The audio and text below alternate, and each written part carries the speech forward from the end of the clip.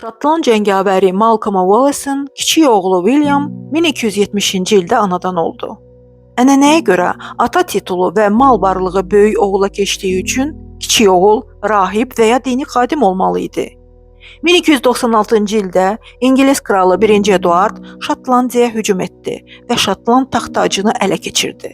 Lakin 1297-ci ildə xalq üsyana qalxdı. William Wallace üsyana rəhbərlik edənlərdən biri oldu. 1297-ci ildə Wallace'ın ordusu 10 minlik İngilis ordusuna qalib gəldi. Şotland baronları Wallace'ı Şotlandiya regenti seçdilər. Çünki xalq arasında çox hörmətli və məşhur idi. 1298-ci ildə Falkirk döyüşündə ingilislər Şotlandlara qalib gəldilər. 1305-ci ildə Wallace'ı ələ keçirib ingilislərə təhvil verdilər. Wallace Londonda edam edildi.